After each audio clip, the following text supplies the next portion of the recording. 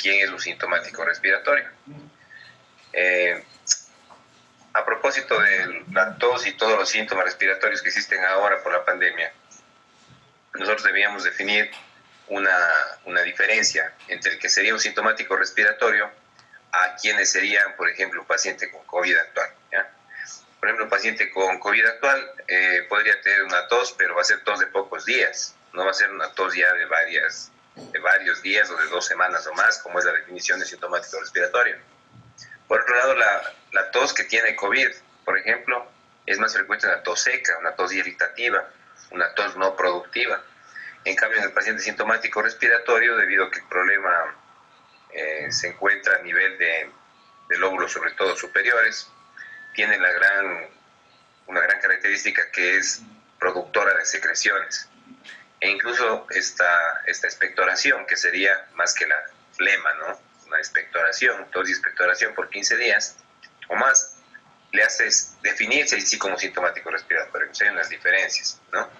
Aparte de eso, tiene que irse con la parte epidemiológica que ustedes ya les enseñan también, en la que ustedes tienen que ver los nexos epidemiológicos, de cuáles son los factores de riesgo, ¿sí?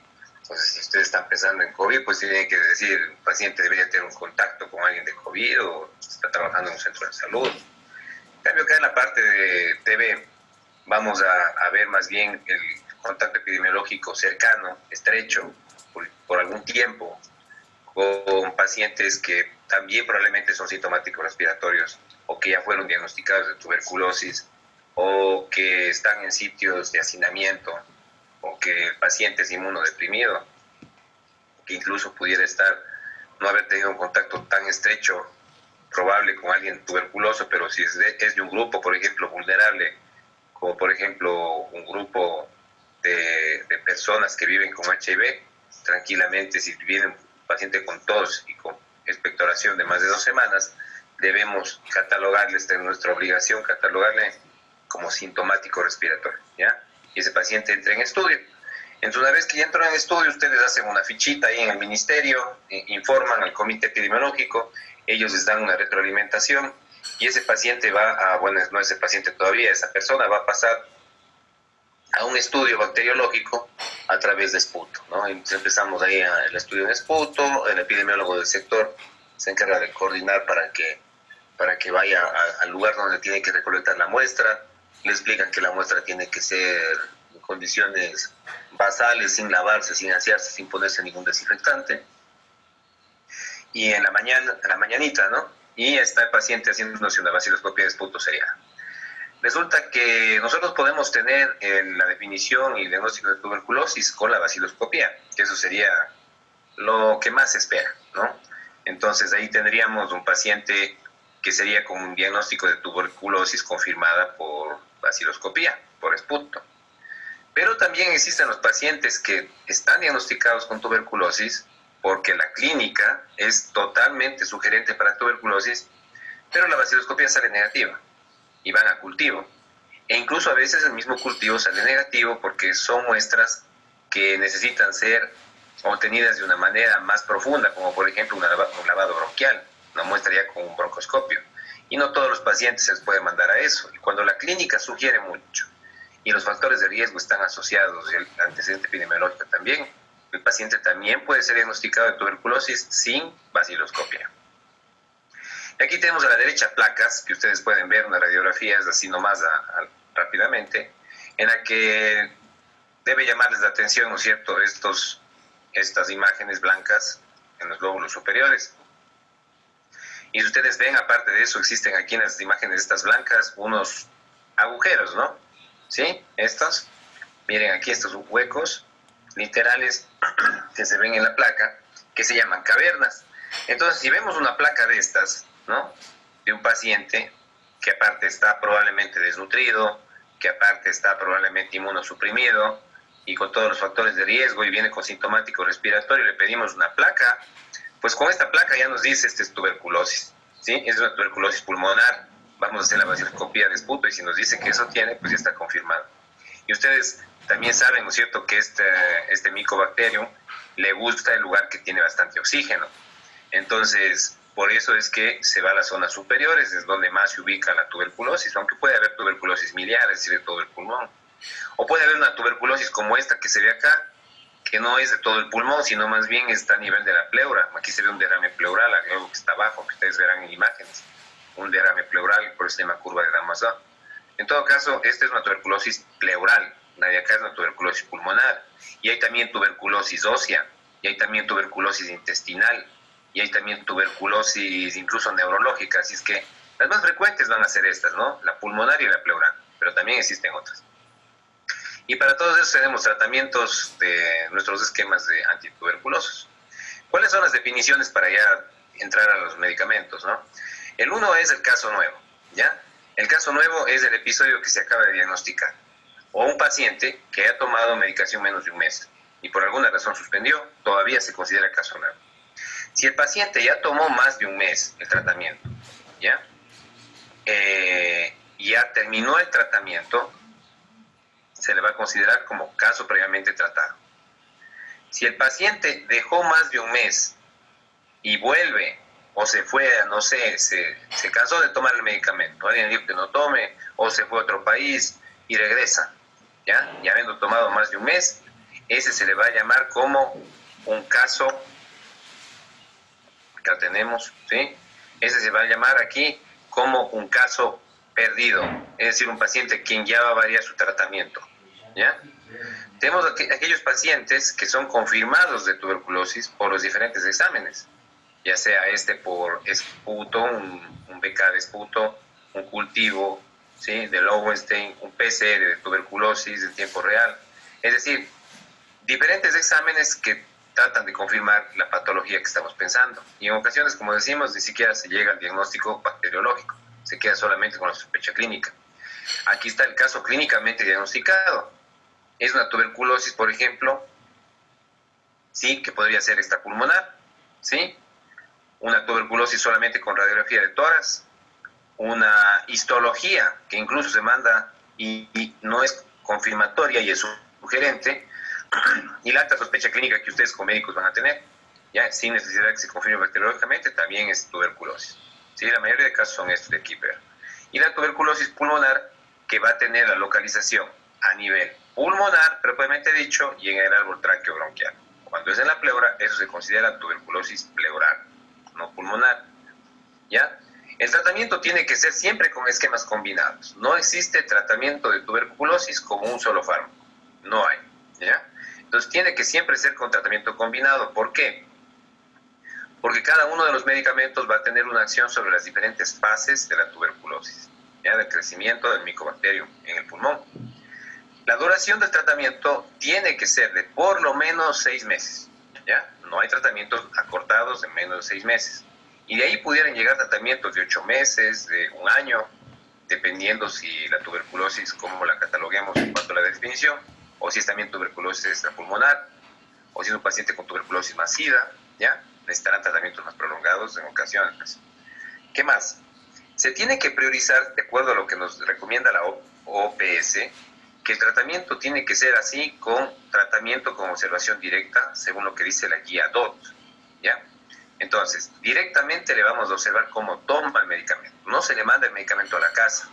Entonces, en el centro de salud que ustedes estuvieran, si hay un paciente con tuberculosis, ustedes van a ver y van a llamarle al paciente todos los días a que llegue a la misma hora para que la enfermera o ustedes mismos le administren el medicamento, le den y vean que el paciente toma toda la medicación ese momento. Son varias tabletas y va a tener que tomarse de una sola, ¿ya? Eso es lo mejor. Mandarle a su casa el tratamiento no es conveniente. ¿Por qué? Porque son varias tabletas. El paciente luego ya al principio puede tener un poco de ganas de tomar, después como que empieza ya a no estimularse, quiere dejar ahí el tratamiento, le dicen algunos que son muchas tabletas, a veces no asimilan bien la enfermedad, botan, quieren automedicarse ellos mismos tomándose más de la cuenta, se intoxican. Entonces es mejor la observación directa y con eso cada día se va marcando una ficha en la que está tomada la medicación. La medicación para todo lo que es tuberculosis es gratuita.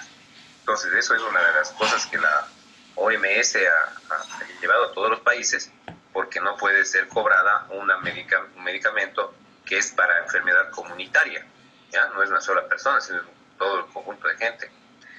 El mapa epidemiológico que ustedes aprenderán a hacer, por ejemplo, en estos casos, en este caso es una enfermedad de reporte obligatorio y que se tiene que hacer seguimiento a largo plazo. Y ahí entran en juego el personal de salud, con las brigadas de atención médica, con la enfermera, con el auxiliar, el médico que está haciendo la rotación del periférico, el médico que hace la medicatura rural, el médico que atiende en el centro de salud, ¿ya?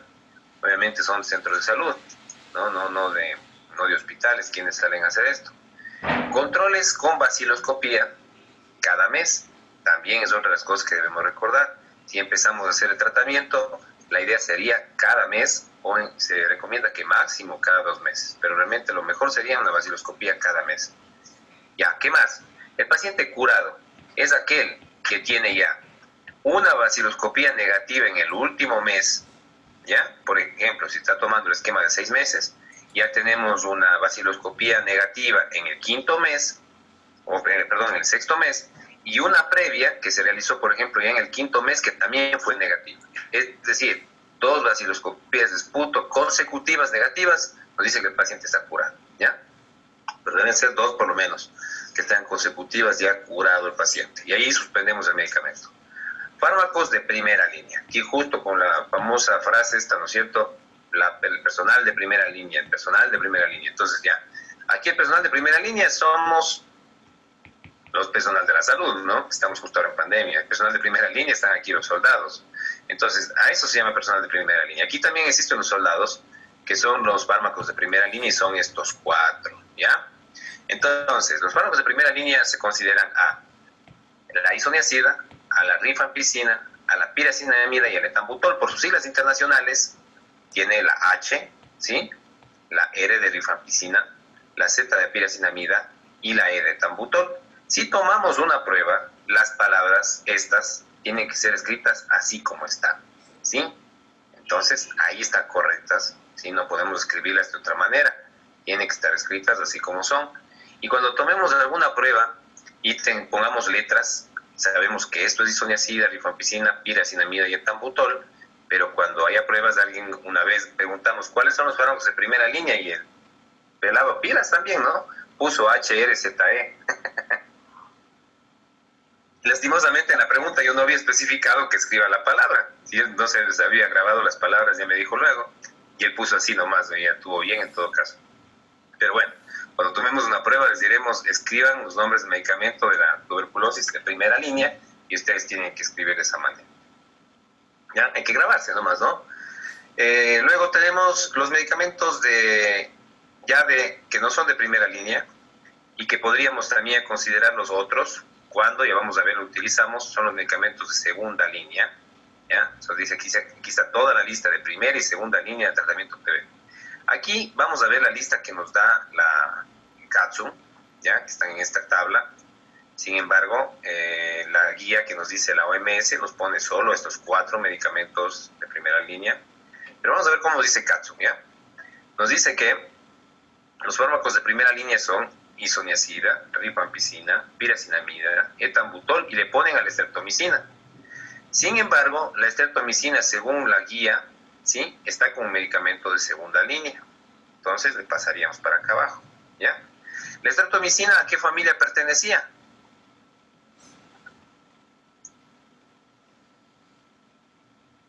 Ya vimos hace poquito nomás. Hace poquito. ¿Qué dice? Glucósido. Un aminoglucósido, muy bien, y fue el primer descubierto, ¿no es cierto? Entonces esta todavía se lo utiliza para estos casos, y decíamos medicamento utilizado para la tuberculosis segunda línea. Y tenemos otros aminoglucósidos que están amicacina, ¿sí? Aquí está, miren la amicacina. La gentamicina no aparece aquí, ¿sí ven? ¿Sí ven que no aparece gentamicina? ¿Por qué razón piensan que no está la gentamicina? Aparte que no tiene mucha sensibilidad por Mycobacterium. ¿Para qué más estará reservada la amicacina? ¿Para qué germen? Para Pseudomonas, ¿sí? Entonces por eso no está metido acá.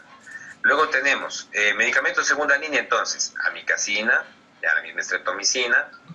Esto no lo vamos a ver, ácido aminosalicílico, nos vamos a grabar los que más vamos a nombrar, ¿ya? Capreomicina, ¿no? Ya, aquí sí. Ciprofloxacina, también medicamento de segunda línea que ya lo conocimos, ¿sí? Ya lo conocimos. ¿Qué más? Clofazimina, perdón, etionamida. Ya, etionamida, también medicamento de segunda línea. Las quinolonas respiratorias, levofloxacina y moxifloxacina, ¿ya? Y estas dos de acá abajo, rifabutin y rifapentina. Entonces, miren que hay varios medicamentos de segunda línea y esto va también a depender del tratamiento que tengamos que hacer y veamos luego en el esquema, vamos a ver algunos nombres de estos que van a aparecer. Vamos a ver de una vez la dosis. La dosis vamos a verla antes de verla por, aprovechando la diapositiva, antes de ver el mecanismo de acción. Entonces, normalmente nosotros ya tenemos tabletas elaboradas que tienen esta cantidad de medicamento, es decir, justo lo que le toca a un paciente. Ya vamos a ver cuál es la concentración que tienen esas tabletas. Ya. Pero la dosis diaria que vamos a necesitar en un paciente, ¿sí? Va a ser esta. Estamos hablando de un adulto, 300 miligramos de isoniazida por día, ¿ya? Entonces van a haber tabletas de 100 miligramos, ya vamos a ver, ¿sí? Rifampicina, dosis de 600 miligramos al día. Entonces tenemos isoniazida 300, rifampicina 600. La piracinamida, 25 miligramos por kilo por día. ¿Sí? ¿Cuánto equivale esto? Esto va a equivaler a un paciente de 70 kilos, ¿sí? Está equivaliendo 1.300 a 1.550. Entonces el promedio es 1.500 miligramos, ¿ya? Al día. Isoniazida, rifampicina, piracinamida y etambutol. El etambutol, la dosis es de 15 a 25 miligramos kilo día. Y vamos a ver que la dosis que tenemos del etambutol, ¿sí? En nuestro país va a estar en relación justamente a esta dosis, la concentración que tenemos de tabletas, ¿ya? Entonces de 15 miligramos llegamos a 900 miligramos al día por un paciente de 60 y de 25 miligramos llegamos a 1.300 miligramos al día, ¿ya? Más o menos en ese rango está, y tenemos más o menos el rango de los 1.000 miligramos por día de etambutol, ya. La streptomicina va a quedar luego para los de segunda línea. ¿Se acuerdan que vimos amicacina? Y la amicacina también dijimos que habían dosis, ¿no es cierto? Que había la dosis de 7.5 miligramos por kilo por día cuando estaba asociado a otros medicamentos, y que la dosis común para paciente de patología importante, porque la amicacina es en patología grave, importante, no en patología leve, se daba 15 miligramos kilo día.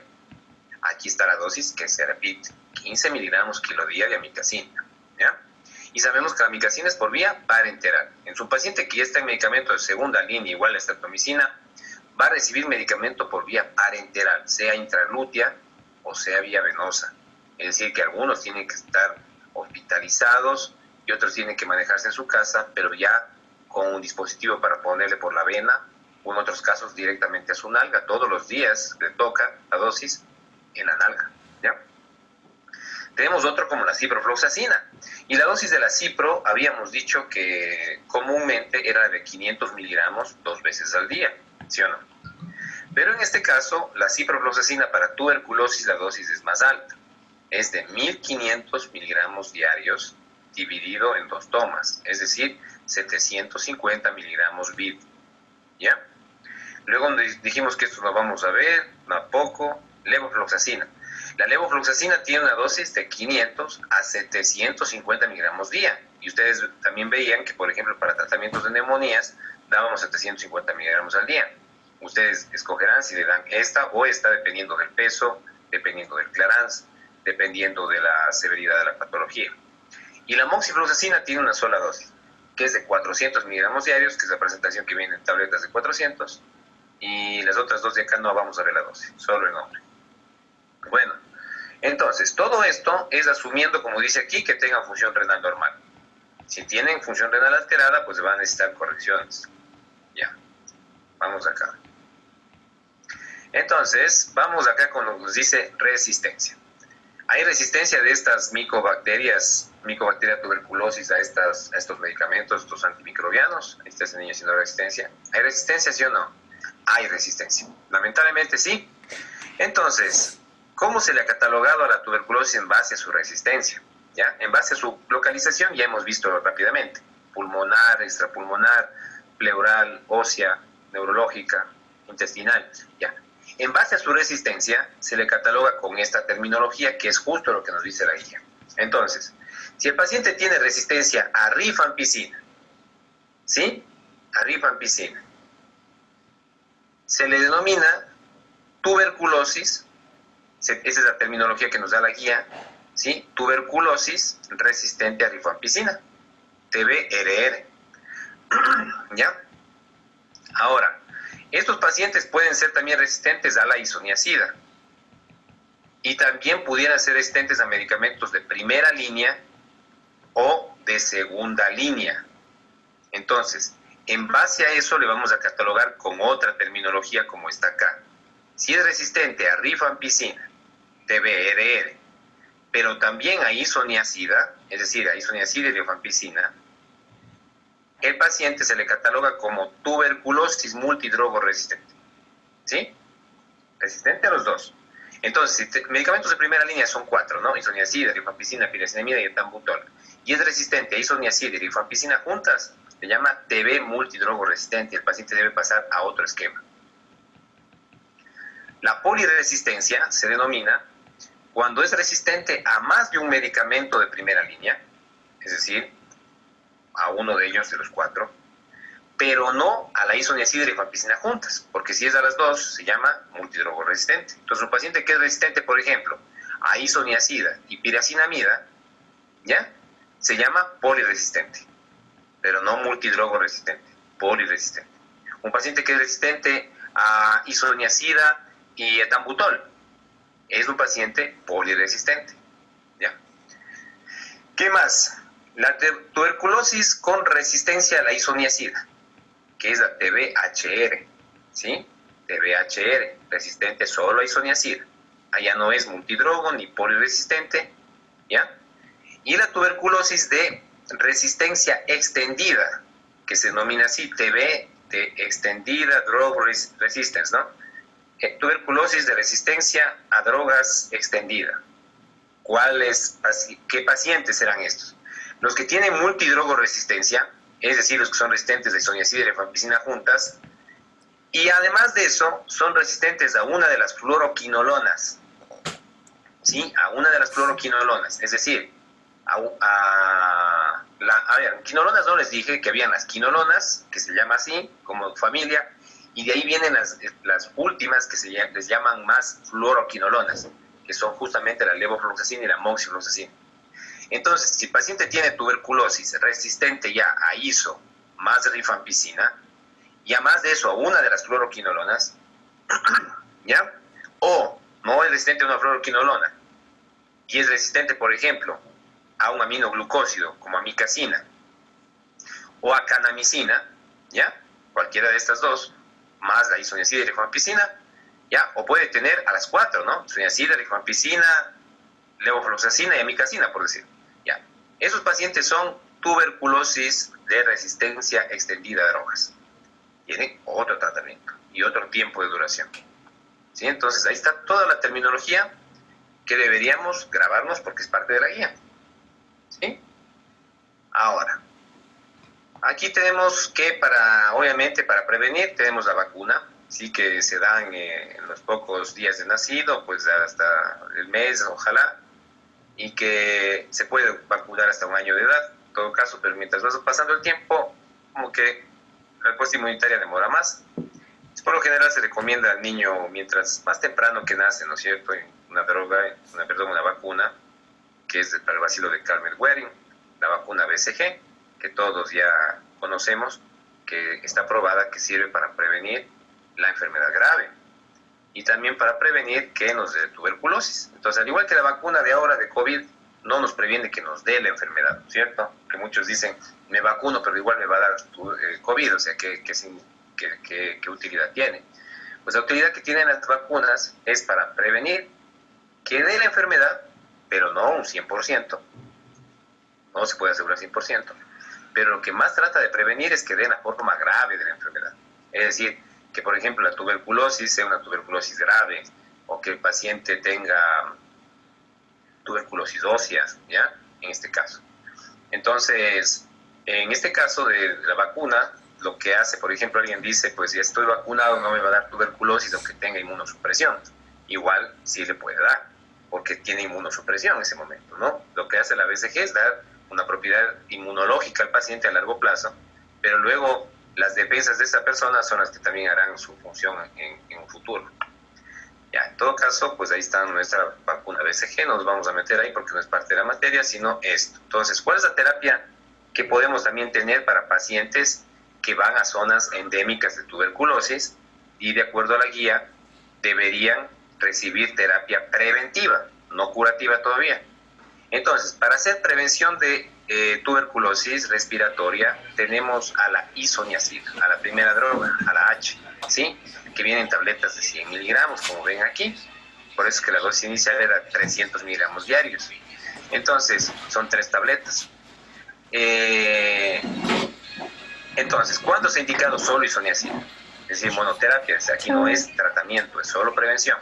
En pacientes, por ejemplo, que tienen VIH, más una prueba de PPD positiva, ¿no? Hacemos la prueba de PPD porque el paciente está con diagnóstico de HIV, ¿ya? Y podemos hacer una prueba de vaciloscopía de esputo o una placa de tórax y vemos que está normal, pero tiene HIV, no tiene tuberculosis. Entonces, ¿qué hacemos? Una prueba de PPD y sabemos que la PPD, pues en nuestro medio hay una posibilidad alta que salga positiva por contacto que tenemos con personas que estuvieron enfermas, incluso tal vez que no nos supimos. Si el paciente tiene esto, dos argumentos, tiene que recibir terapia con isoniazida preventiva. ¿Quiénes más deben recibir? Menores de 5 años y que tuvieron contacto con tuberculosis positiva. Es decir, a pesar de que estén vacunados y el paciente, la mamá tenía tuberculosis cuando nació el niño, recibe la vacuna igual. Va a estudiarse al niño, ver que no tenga tuberculosis y si no la tiene en ese momento, pues debería recibir terapia preventiva porque tiene un riesgo alto de presentarla. ¿Qué más? Pacientes que tienen patologías pulmonares que predisponen a que sean fácilmente colonizadas, incluso sin estar inmunodeprimidos, como por ejemplo enfermedades como silicosis, ¿ya? O la asbestosis. Personas que van a recibir tratamientos con factor de necrosis tumoral, ¿ya? Entonces, estos pacientes también si tienen PPD positivo, ¿ya? Y no tienen TB activo obviamente, van a recibir también isoniazida.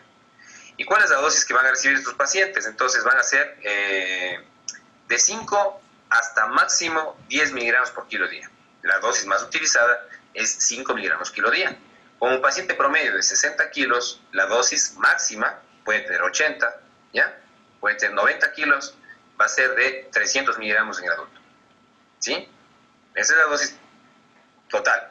Entonces no se va a sumar más a pesar de que tenga 75, 80, 90 kilos, ¿ya? Y en los niños, ¿sí? También vamos a utilizar la dosis de 5 hasta 10 miligramos kilo día, dependiendo de la posibilidad de infección, ¿sí? Y asimismo, como máximo, 300 miligramos, aunque el peso del niño sea alto, ¿ya? No más de 300 miligramos. ¿Cómo se les da? Se les da en este caso 7 días a la semana, es decir, todos los días tienen que recibir su dosis de isoniazida, ¿ya? Y por 9 meses. También se podría dar 900 miligramos en cada toma, es decir, en este caso 9 tabletas, una tras otra, o se puede tomar todas de una sola, ¿sí? 2 veces por semana, dejando un tiempo de intervalo no cercano, o sea, no lunes, martes, sino un lunes, un jueves, un martes, un viernes, ¿ya? Por 9 meses, igual. Y el paciente está con profilaxis de tuberculosis. Tratamiento con alta, terapia, mejor dicho, con alta efectividad en prevención, confirmada. ¿Ya? Así es que eso sería para prevención.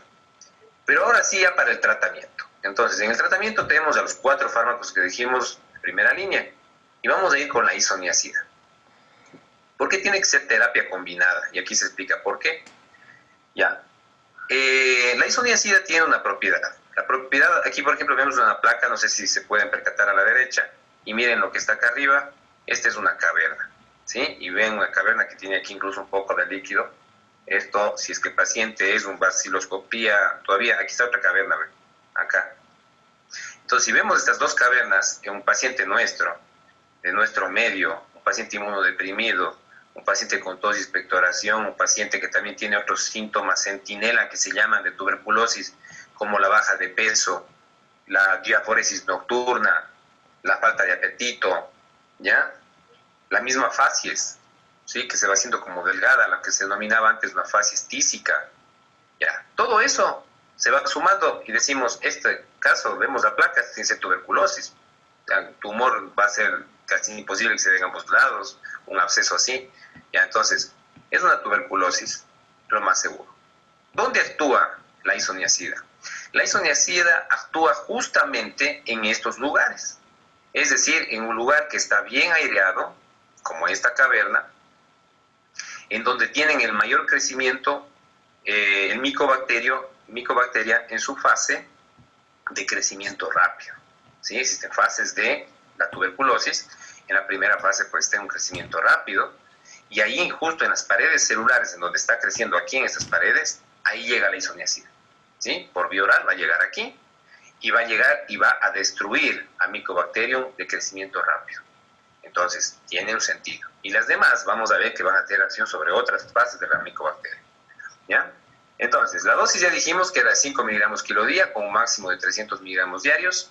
La presentación son tabletas de 100 y a veces vienen asociadas. Por ejemplo, viene asociada isoniazida más rifampicina y ahí ya viene directamente la tableta con 300 miligramos. ¿Sí? En las presentaciones de la guía también nos dicen algunas cosas más de eso.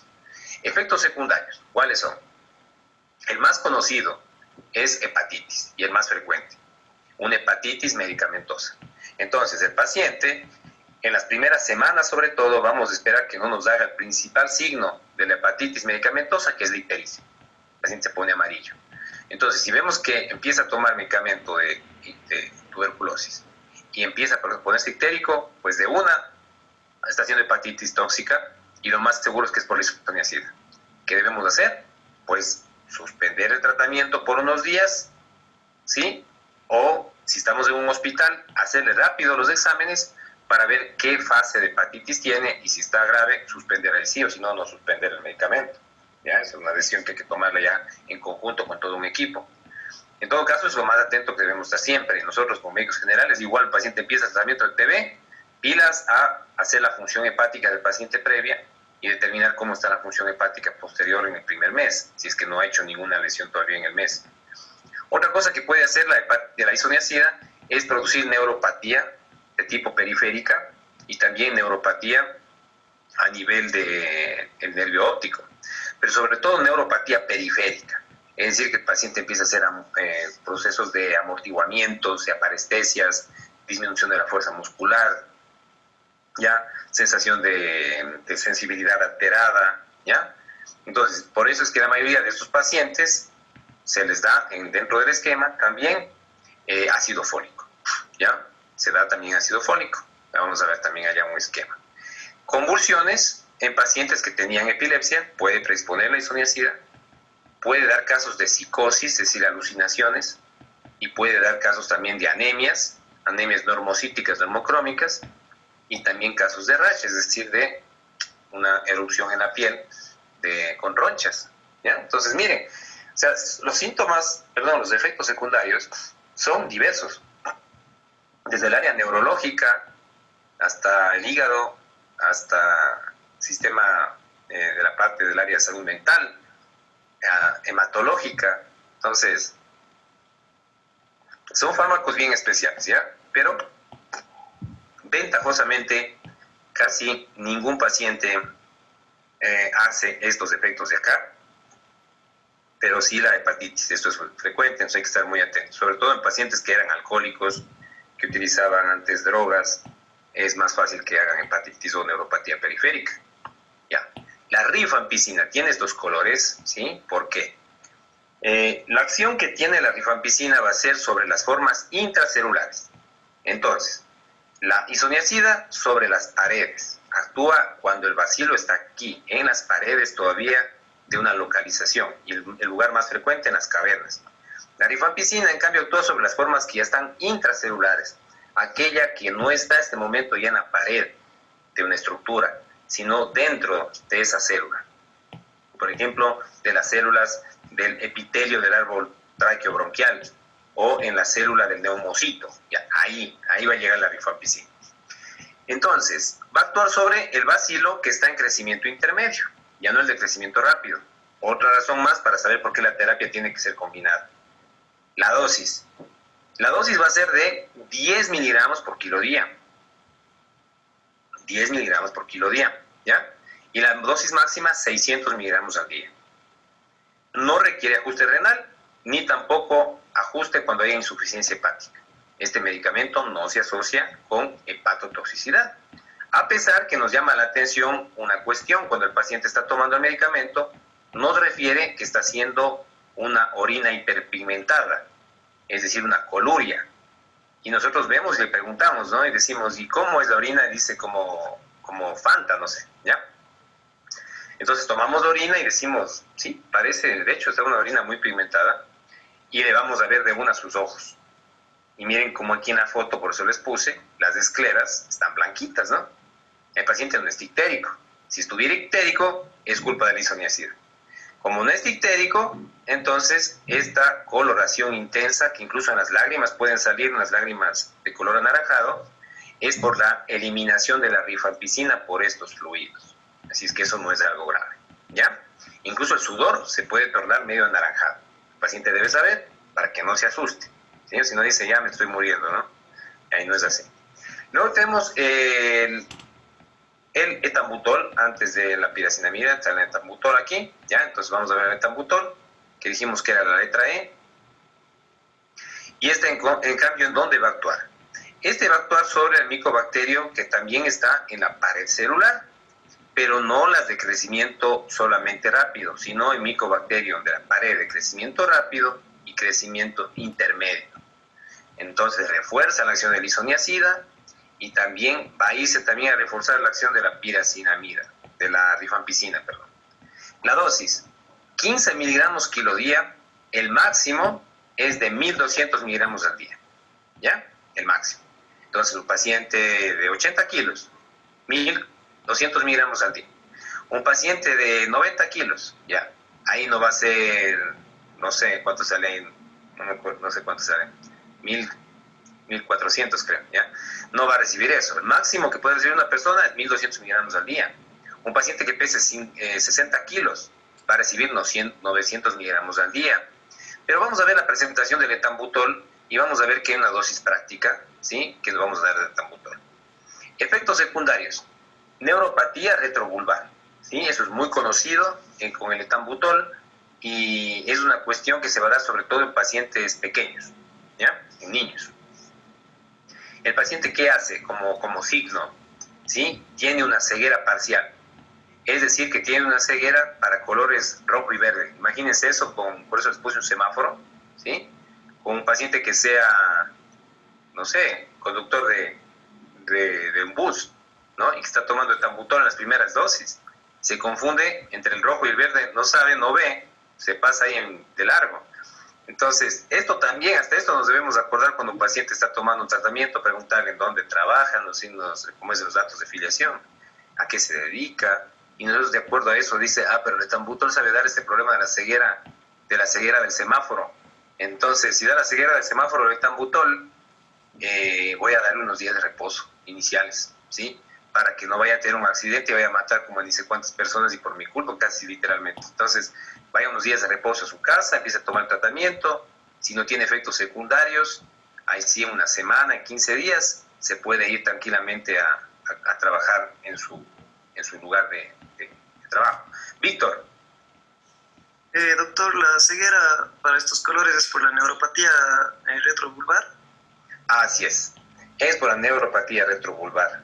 Y aparte de eso, por un daño directamente a nivel de los conos y bastones que van a estar involucrados en estos colores. Entonces, este es un efecto que ventajosamente no es tan frecuente, no es tan frecuente, ¿sí? La hepatopatía aquí sí es frecuente en la isoniazida. El color naranja es también frecuente, pero esto no es frecuente por suertes, pero hay que estar atentos a esto del etambutol. Listo. Entonces, eso es, Víctor. Dosis más altas para meningitis tuberculosa, ¿sí? En meningitis damos más alta de que esta dosis máxima que decía de 1200. Estamos hablando pero solamente de la pulmonar. Ahora, la piracinamida, Z. Ustedes ven aquí un paciente con una placa bastante fea, ¿sí? En la que vemos una neumonía, aquí aparentemente, y vemos que esto es ya algo que está consolidándose. Incluso la placa no se ve muy bien aquí, pero miren este punto blanco bien grandote, quiere decir que aquí ya se está organizando todo un proceso infeccioso a nivel pulmonar. Cuando eso ya se está dando, ¿sí? Es porque lo más seguro, la tuberculosis ya está en una forma que es de multiplicación lenta. Ya no existen solo las cavernas que eran de multiplicación rápida y las de multiplicación intermedia que estaban en las células con la rifampicina, sino que aquí la piracinamida va a tener una acción sobre estas formas de multiplicación lenta. Es decir, la isoniazida actúa sobre las formas rápidas, la piracinamida sobre las formas lentas, y por esa manera se hace una terapia dual con los 4 fármacos para que cada uno de ellos esté actuando sobre las diferentes fases del micobacterio en el pulmón, ¿ya? La dosis es de 25 miligramos kilodía, que dijimos ya hace un rato, y la dosis máxima que nos recomienda es hasta de 2000 miligramos. La dosis más común que vamos a utilizar va a ser de 1500 miligramos, ¿ya? Entonces tenemos isoniazida, 300 miligramos, rifampicina, 600 miligramos, piracinamida, 1500 miligramos y etambutol, 1200 miligramos.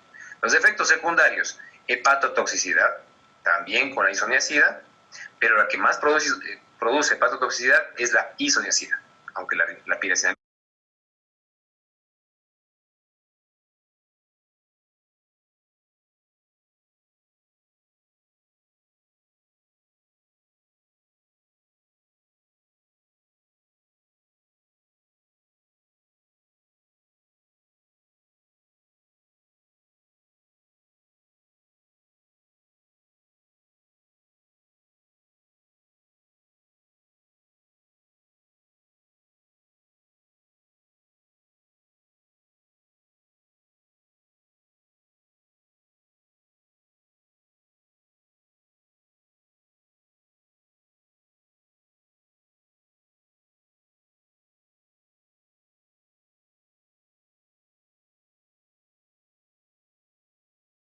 también produce, pero no tan frecuente.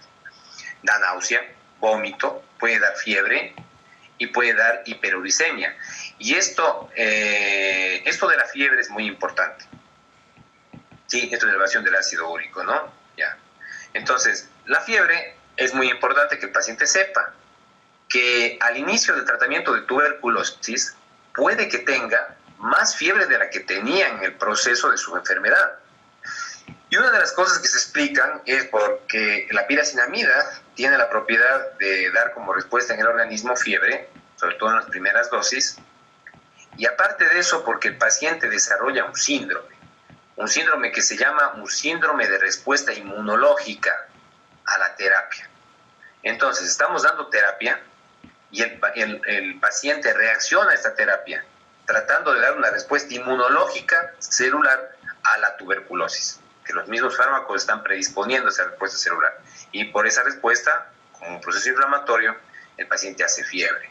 Y a veces piensa que se está poniendo peor por la medicación y suspende. Eso tiene que saber. Y por eso es lo importante que el paciente tiene que venir al centro de salud.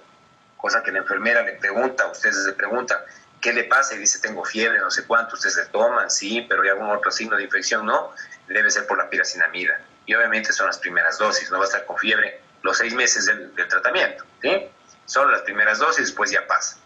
Entonces hay que estar muy atentos a acordarse de eso, ¿ya? Entonces ahí tenemos alguna característica importante de cada uno.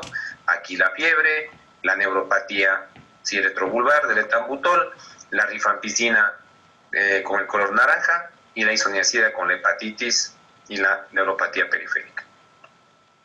Incluso el etambutol, por este problema, está contraindicado en niños pequeños, ¿no? niños pequeños está contraindicado el etambutol. ¿Ya? Luego tenemos aquí los esquemas entonces que tenemos en nuestro libro, los esquemas que están en nuestra guía, y nos dice entonces, ¿qué vamos a tratar en este momento? Vamos a tratar tuberculosis sensible, es decir, una tuberculosis de un caso nuevo, un caso que nos acaba de venir, primera ocasión para tratarse, es un paciente virgen de tratamiento, es un paciente que ha tomado menos de un mes el tratamiento también y suspendió. Entonces ese paciente no es una tuberculosis que se perdió el caso porque dejó más de un mes, ¿no? Es un paciente con tuberculosis sensible. O sea, a todos estos le vamos a dar el esquema de la terapia con los 4 medicamentos, ¿sí? Al inicio ya vamos a ver el esquema y luego el esquema de 9 meses en otros casos. Vamos a ver aquí. Nos dice tuberculosis sensible. Aquí está. Caso nuevo. Paciente primera vez descubierto que tiene tuberculosis. ¿Cuál sería su esquema? El esquema que recomienda la guía. Nos dice que vamos a iniciar con el esquema este de aquí, ¿sí? Que es el esquema de 2 y 4, es decir, 2 meses y 4 meses. Aquí existe un código que nosotros debemos saber, que quiere decir que los esquemas van a tener este número. Cuando tienen este número antes de las letras, nos dicen que es la cantidad de meses que dura el tratamiento. Aquí 4 meses, aquí 2 meses iniciales. Las letras son el medicamento: isoniazida, rifampicina, piracinamida y etambutol. Aquí isoniazida y rifampicina. Y cuando existen números acá abajo, aquí un subíndice que tenga un número, aquí en cambio dirá la cantidad de días por semana, ¿ya? Si estuviera aquí. Y si no tiene ningún número acá abajo de estas letras, quiere decir que es todos los días, ¿ya? ¿Preguntas hasta el momento? ¿No todavía ninguna pregunta? Dígame. Sí, solo en el etambutol la dosis de meningitis, o sea, cuando tiene meningitis, ¿sí puede sobrepasar los 1200?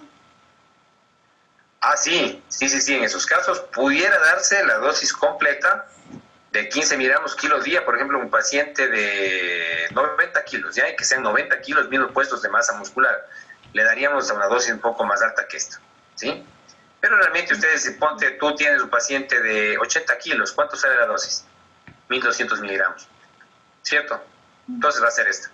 Y es de 80, es bastante. Un paciente ya de 90 kilos, ya, ok, demos hasta la dosis que nos recomienda por kilo de peso. Pero por lo general nos tratamos de mantener con esta. Pero si pudiera llegar a una dosis más alta en esos pacientes grandotes, con alto peso, pero no obesos, no a grasa, sino un paciente grandote y con alta masa muscular, pudiera recibir más de esta dosis. ¿Sí?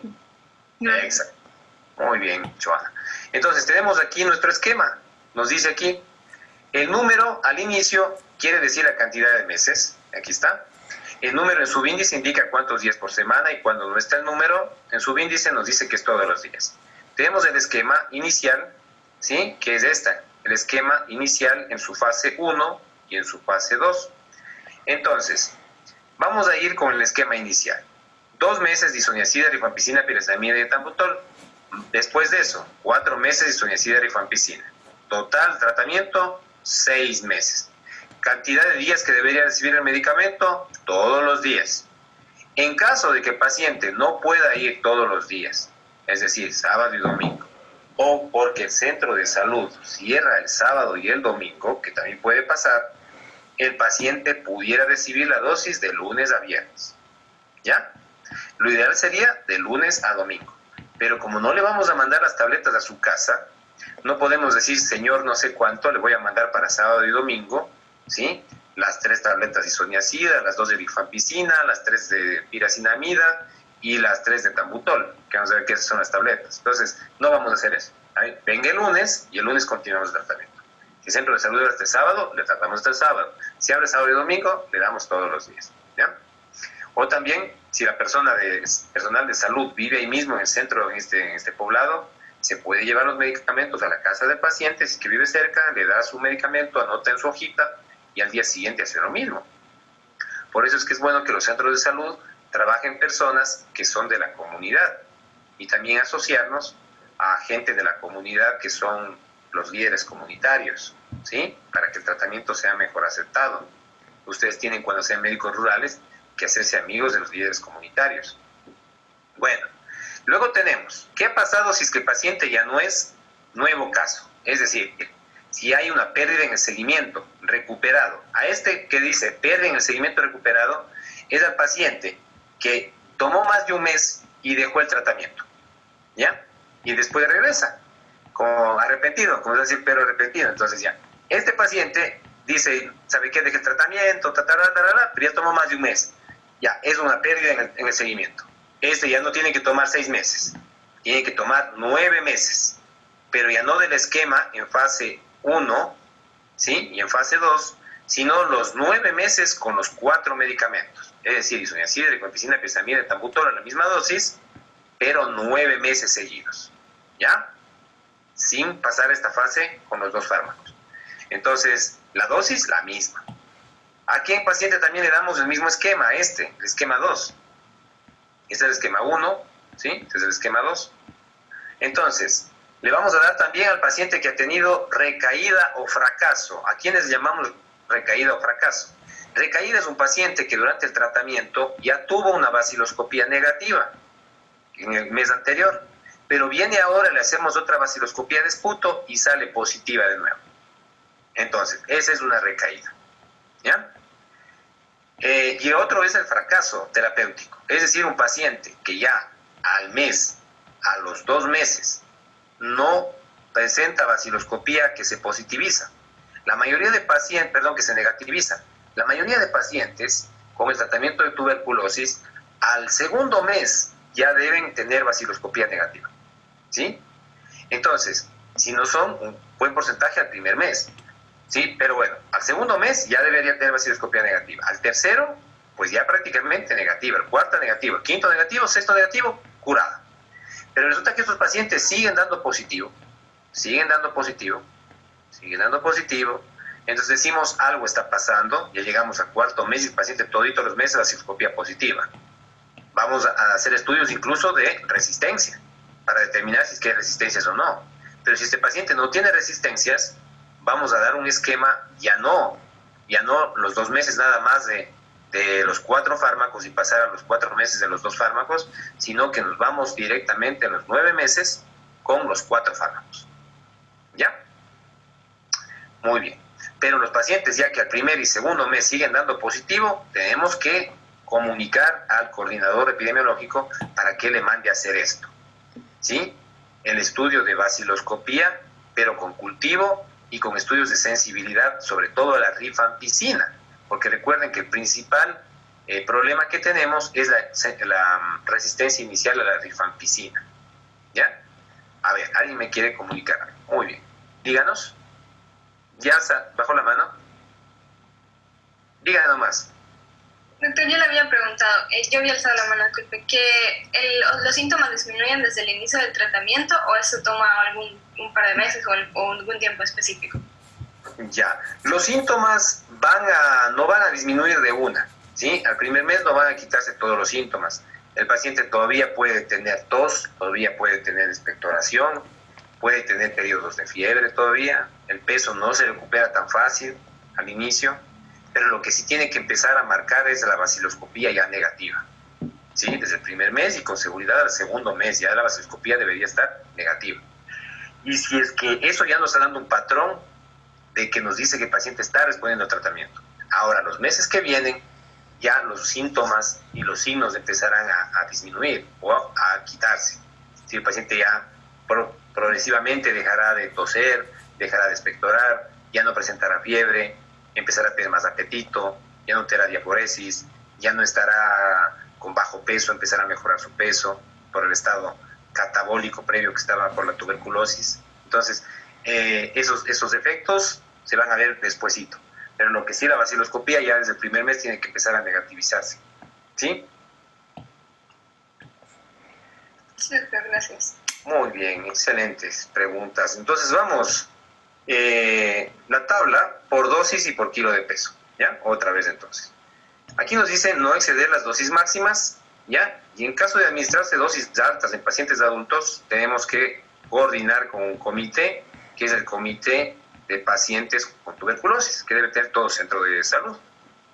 Entonces, vamos con los medicamentos otra vez, ¿no? Ya, aquí lo que os preguntaba hace un rato, el etambutol, ¿sí? También la dosis máxima 1200, excepto en esos casos que nos decía que era tuberculosis extrapulmonar. Aquí estamos sobre todo para tuberculosis pulmonar, entonces nos vamos a quedar con estas dosis, ¿ya? Isoniazida, 5 miligramos, aunque el rango está entre 5 y 15 miligramos. La rifampicina, 10 miligramos, aunque el rango está entre 10 y 20 miligramos. Pero la dosis más utilizada es la de 5 y la de 10. La piracinamida, 25 miligramos kilo día, el rango está entre 20 y 30. Y el etambutol, de 15 miligramos kilo día, con el rango de 15 a 20. La dosis máxima, 300. Rifampicina, ¿sí? 600. Piracinamida, ¿sí? 2000, que es la dosis más alta. Y etambutol, 1200. Entonces, con estas dosis nosotros vamos a ver cómo tenemos las presentaciones de nuestros medicamentos, ¿ya? Para tomar estas dosis. Por ejemplo, el etambutol, ¿sí? Ya vamos a ver acá. Más bien nos adelantemos, sigamos. Ya. Aquí tenemos, en cambio, para tuberculosis infantil. Entonces, para tuberculosis infantil se va a tratar de llegar, ojalá, lo más cercano a estas dosis, ¿no? A estas dosis.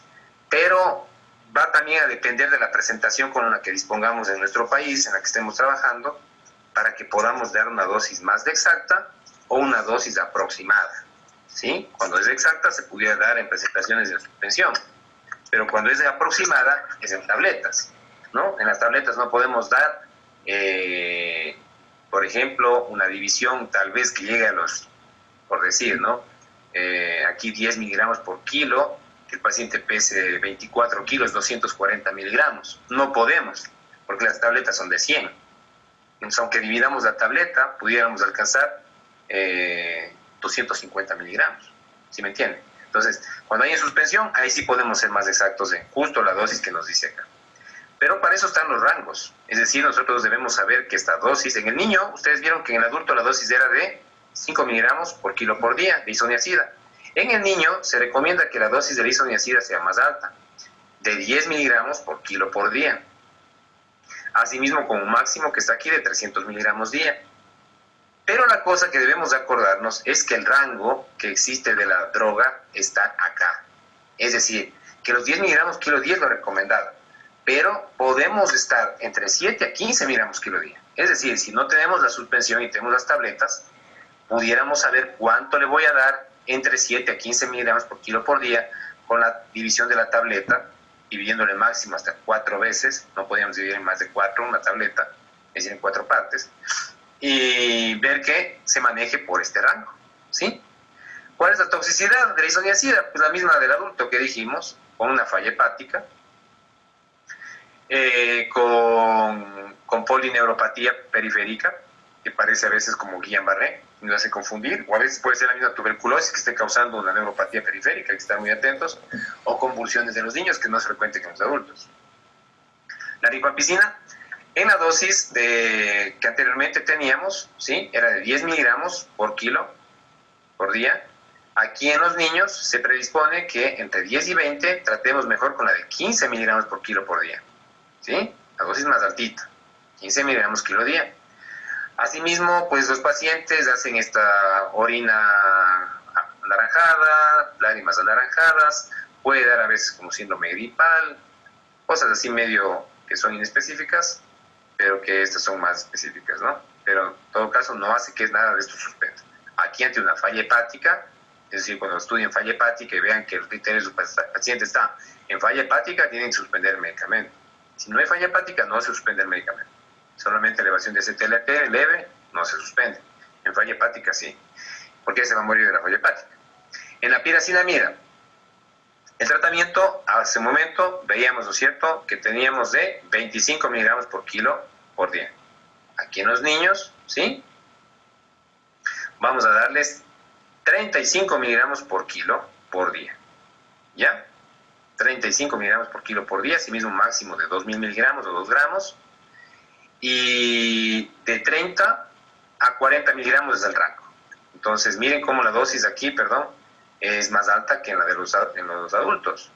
Y el etambutol, que habíamos dicho que la dosis normal de un adulto es de 15 miligramos por kilo por día, tenemos aquí que es de 20 miligramos por kilo por día, entre 15 a 25 miligramos, y nos dice que lo máximo, miren, podría ser de 2 gramos, aunque ya sabemos que no nos deberíamos pasar de 1.200 miligramos, pero como estamos hablando de niños que pueden hacer patología grave, se pudiera subir incluso la dosis. Así también, el etambutol, ¿sí?, no está recomendado en niños pequeños, ¿sí? Por acá nos dice, la dosis de salamizada en niños mayor que en adultos. La dosis, por ejemplo, de etambutol no está recomendado en menores de 2 años, ¿sí? Porque van a ser definitivamente, la gran mayoría, neuritis óptica y podrían quedar con una percepción de los colores de manera definitiva durante toda su vida. Entonces, por ese motivo, a los niños menores de 2 años no se les va a dar etambutol, ¿ya? Se les suspende esa droga y se les da las otras 3. Ahora, ¿qué más tenemos acá? Tenemos, los pacientes que tienen tuberculosis resistente a la isoniazida o a los pacientes que tienen tuberculosis multidrogoresistente o que sean resistentes a la rifampicina. Ya sabemos que el multidrogoresistente es isoniazida y rifampicina. Y acá la RR es tuberculosis resistente a la rifampicina. ¿Qué vamos a hacer en esos casos? ¿Ya? Debemos tener alguna opción. Entonces tenemos aquí, ¿sí?, el esquema. El esquema va a ser aquí, ¿qué será? A ver, ¿quién me ayuda?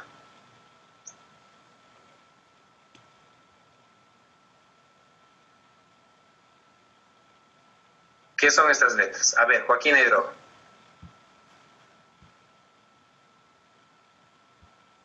Sí, doctor, sería rifampicina, etambutol y piracinamida. Eso, piracinamida. A ver, María Daniela Vintimilla, nos dice, ese esquema, o escogemos otro que sería ¿cuál? Y es que no es resistente a la isoniazida, obviamente. ¿Cuál sería este?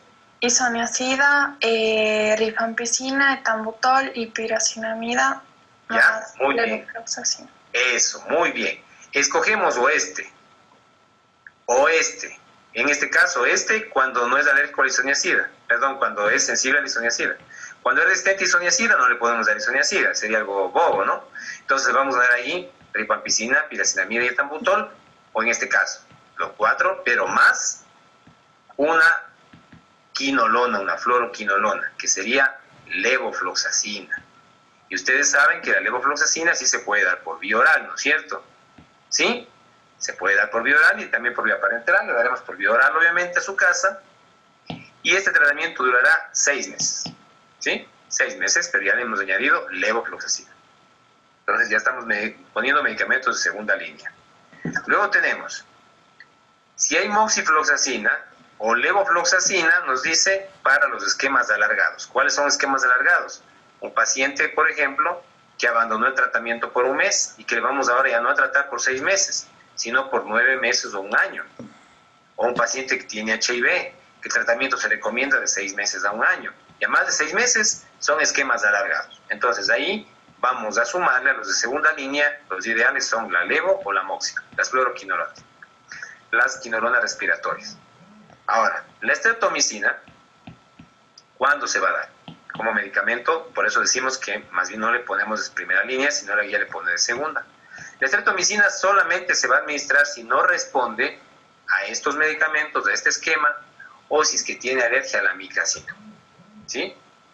Entonces, ahí se dará streptomicina. ¿Por qué razón?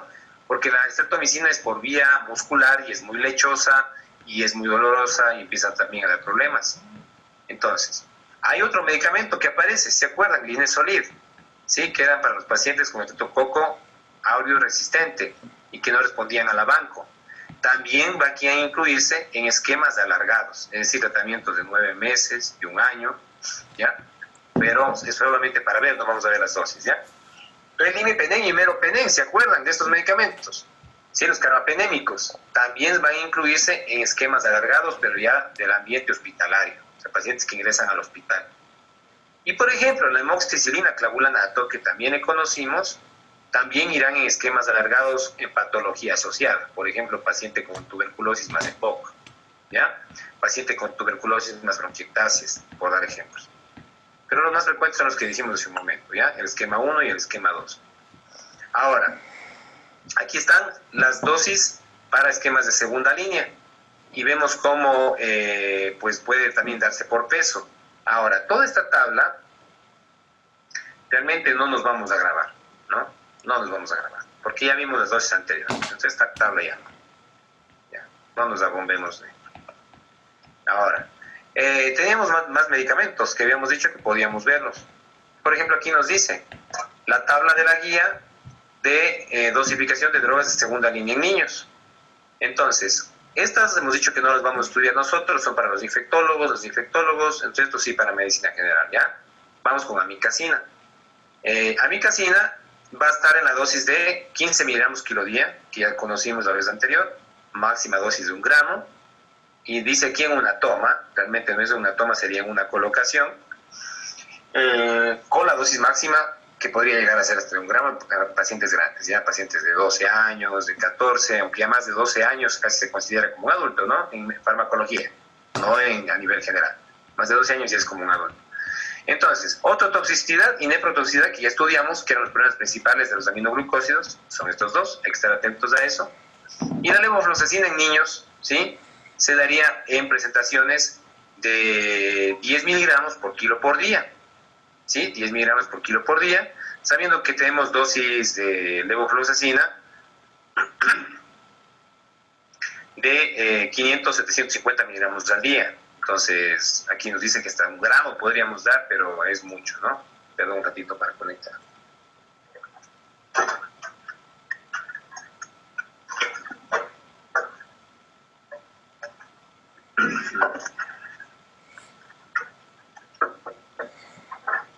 Ya, en unos 10 minutos vamos a terminar la clase, ¿ya? Para irnos de largo de una vez. Entonces, estos son los efectos de las quinolonas que pudieran alterar en el niño. ¿Se acuerdan que decíamos que en el niño las quinolonas no eran la primera elección, pero obviamente tuberculosis, si está indicado, se va a escoger? Y el problema que puede causar es lo que decíamos, el telón de Aquiles, ¿se acuerdan? ¿Sí? Y pues aquí está el problema osteoarticular, la intolerancia gastrointestinal que es frecuente, y estos son ya generalizados, que no son específicos. Ya. Ahora, tuberculosis extrapulmonar, algunos esquemas como para saber un hito, ¿ya? Entonces, hubo unos 2 hitos que tenemos aquí. Por ejemplo, en el sistema nervioso central, ¿sí? Se llama también la tuberculosis, se llamaban antes una de las patologías, la gran simuladora, ¿no? Que puede simular cualquier cosa.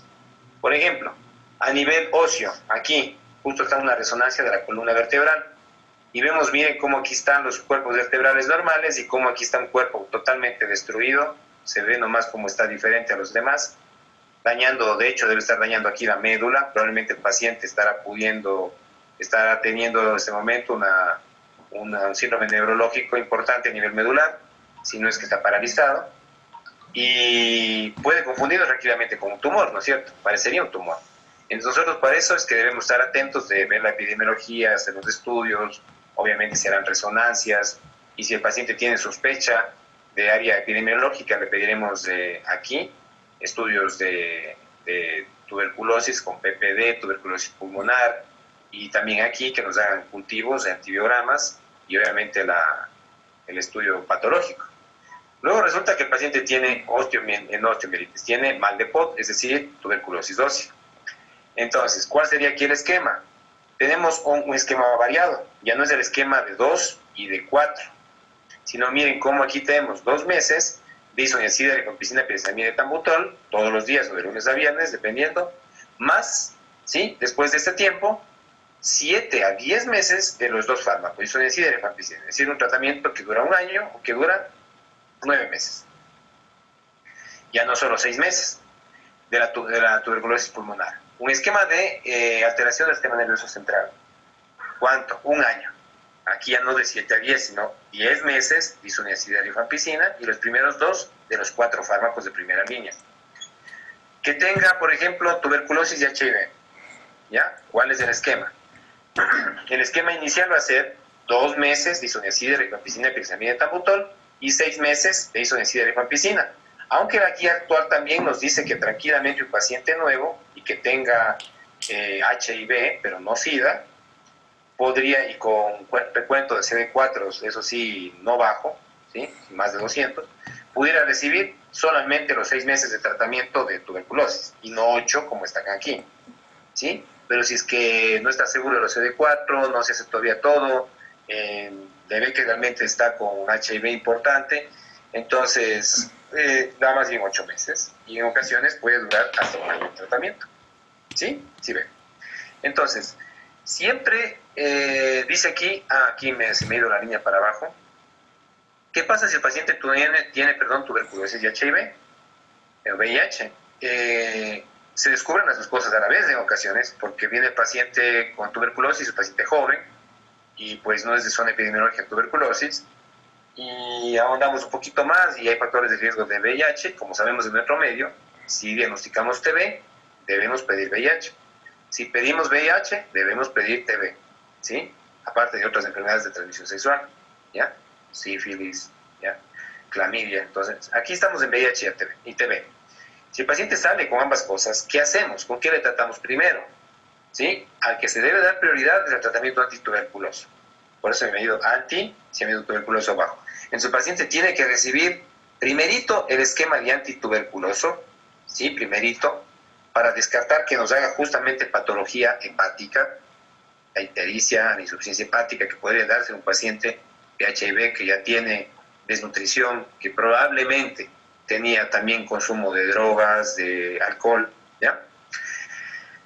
Y además de eso, que el paciente, recuerden, va a empezar también el tratamiento con neumocistis girovesi, si es que ya lo tiene, o también como profilaxis, que también es hepatotóxico. Entonces, el paciente después de 2 meses, ¿sí?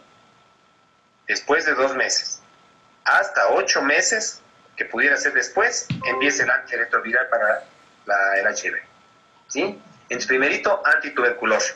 Y por lo general, a los 2 meses, si no ha presentado nada más, ya se pone el tratamiento de antirretrovirales. El paciente quedaría tomando antituberculosos, antirretrovirales y antinemocitis girovesi, ¿ya? Obviamente los efectos también pudieran empezar a darse.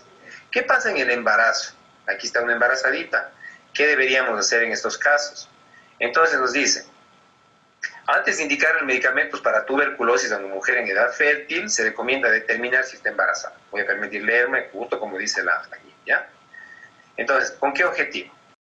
¿Con qué objetivo?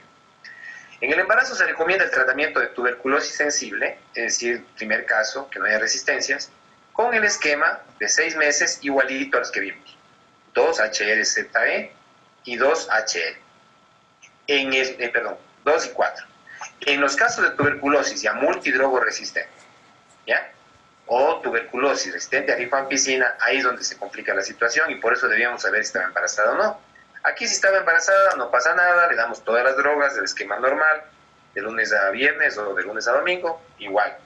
Pero si es que en cambio aquí ya tenemos que es esto, porque no negativiza la vaciloscopía o porque hacemos estudios de sensibilidad y tiene estas características, entonces, ¿qué se tiene que hacer? Se tendría que esperar hasta el segundo trimestre, o sea, pasamos el primer trimestre, para iniciar el tratamiento debido a los efectos tóxicos que podrían tener las drogas de segunda línea.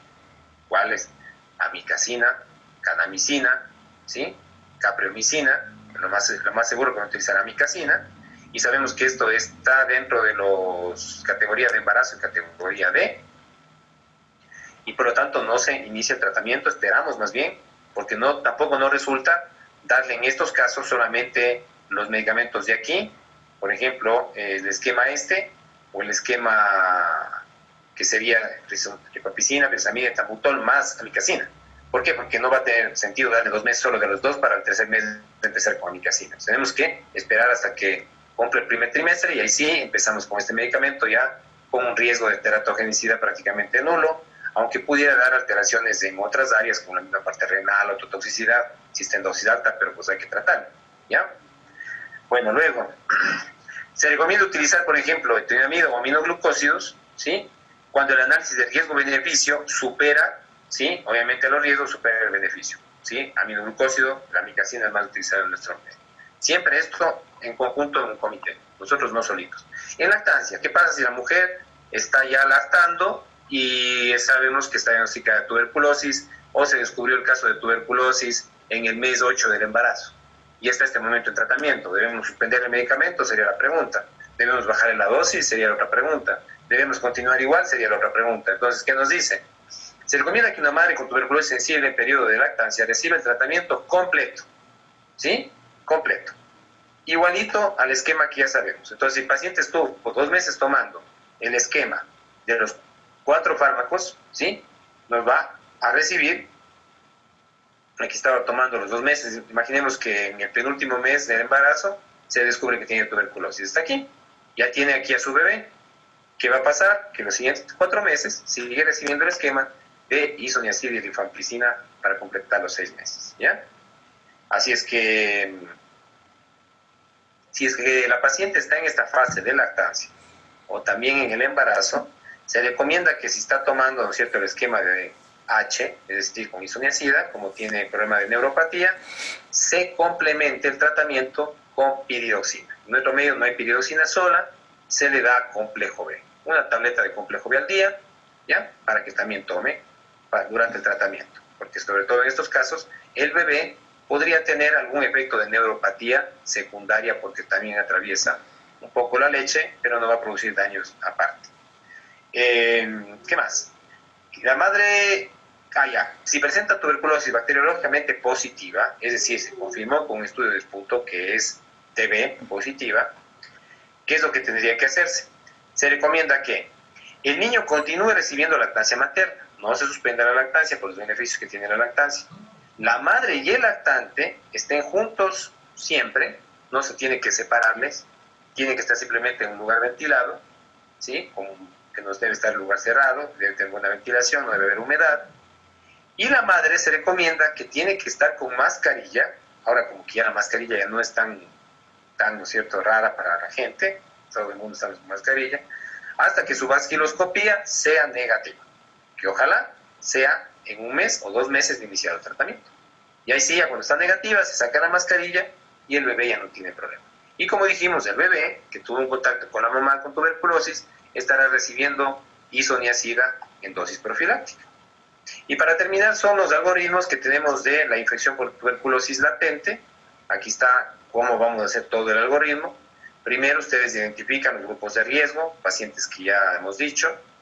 Una vez que están en esto, decimos, vamos con el grupo de acá, que son los más frecuentes, adulto. Si usted tiene un adulto que tiene riesgo de tener tuberculosis, le pide HIV, definitivamente hay que pedirle, y vamos a ver si el paciente tiene o no HIV. ¿Ya? Si el paciente tiene o no silicosis, que es una de las enfermedades más frecuentes pulmonares, que no son de inmunodeprimidos, que tienen tuberculosis, y pacientes que están en uso de inmunosupresores como biológicos, quimioterapias, por decir, ¿ya? A eso hay que apuntar primerito, en los adultos. Si ustedes dicen, presencia de síntomas de tuberculosis, ¿tiene o no tiene síntomas? Es decir, el paciente tiene tos, tiene expectoración, tiene fiebre, tiene diaforesis, tiene baja de peso, ¿ya? Entonces, nos dice que nosotros en este caso vamos a, si tiene HIV, ¿sí?, no vamos a dar todavía los antirretrovirales y vamos primero a determinar si tiene o no tiene tuberculosis activa para iniciar primero tratamiento para tuberculosis, ¿ya? Además, estos pacientes, si no tienen HIV, ¿ya?, no tienen síntomas de tuberculosis, pero tienen HIV, tiene que realizarse el PPD, ¿se acuerdan? Y se decía en las primeras diapositivas, si tiene VIH más PPD positivo, ese paciente tiene que recibir, aquí está, un PPD igual o más de 5 milímetros, es positivo, ¿ya? O nos dice que está infectado, y vamos a tener que ver si damos un tratamiento para paciente infectado con baciloscopía no positiva, o si le vamos a dar solamente para profilaxis con isoniazida, ¿ya? Y en los niños, pues ya también vamos por ahí parecido, para no ahondar mucho, solo para que vean cómo es. Y pues aquí tenemos más algoritmos que están en su misma guía, que ustedes lo pueden revisar, ¿sí? Esto es con PPD positivo, y bueno, como que ya es lo mismo que hemos dicho. Pero algunas cosas ya no van mucho para nosotros. Está como mal para la epidemiología. Y cuando tenemos que hacer ajustes de insuficiencia renal, solamente esto veamos que la isoniazida, por ejemplo, se tiene que ajustar, ¿ya? Dice que cuáles son los ajustes que podemos dar. Siempre ya sabemos que un ajuste renal podemos o ajustar la frecuencia de administración o bajar la dosis, ¿no es cierto? Una de dos podemos hacer. Ya. Entonces, ¿cuándo vamos a hacer estas variaciones? Cuando los canales de creatinina estén menos de 30 ml por minuto, ¿ya? O pacientes que estén en hemodiálisis también pudiera pasar. La isoniazida. Dice, ¿cambios en la frecuencia? No. La rifampicina, tampoco. La piracinamida, sí. Entonces, en la piracinamida vamos a dar la dosis, que sabemos, de 25 miligramos kilo día. No vamos a bajar la dosis. Pero sí ya no le vamos a dar 5 días a la semana, o los 7 días a la semana, sino le vamos a dar solamente 3 veces por semana. Mientras que la rifampicina le vamos a dar igual los 600 miligramos, ¿sí? Que podríamos darle al día. O también, si es que vemos que el clearance está bajo, pudiéramos optar por darle 3 veces por semana con la piracinamida, ¿ya? Bueno, esto es como que para sepamos un poquito, no nos vamos a grabar esta tabla, realmente no les vamos a preguntar de esta tabla, pero es para que vean cómo pueden tener correcciones dependiendo de los casos, ¿ya? La misma levofloxacina, si está con esquema de segunda línea, pues irán 3 veces por semana la dosis, ¿ya? Veamos si tengo algo más. Tenemos otro algoritmo y prácticamente nada más. Eso es todo. Ya, entonces con esto cerramos lo que es tuberculosis. No nos estamos introduciendo tanto en el tema porque no estamos estudiando tuberculosis. Sin embargo, ustedes tienen la guía para que puedan ver más datos, para que puedan ver más detalles, para que puedan tener más argumentos y puedan responderse algunas preguntas que pueden venir durante su estudio. Y si es que hay alguna cosa más que aclarar, pues me dicen para conversar sobre alguna pregunta específica que tengan. ¿Sí? Sobre la prueba, alguna pregunta específica, si quieren háganme por vía mail para yo poderles solucionar. Alguien ya me escribió ayer, le bajé la mano sin querer a alguien ya me escribió ayer, no sé si fue de este grupo, ya le aclaré sobre la ampicilina, no me acuerdo si este grupo del otro, ¿ya? Pero háganme por vía mail para que podamos más bien tener mayor no sé, claridad de explicación. Alguien me alzó la mano y lo bajé sin querer, lo siento. No sé si era Víctor Eduardo o Joana. No sé, alguien le bajé la mano sin querer. No era porque quise bajarle. ¿Tienen alguna pregunta o si no nos vamos a despedir? ¿No? La próxima clase ya les voy a subir a ustedes. Vamos a continuar en la parte antimicrobiana. Nos va a tocar ya ver antivirales. Entonces vamos a ver algo de antivirales y pues hablaremos algo también de COVID. Ven a veces leyendo cosas de COVID.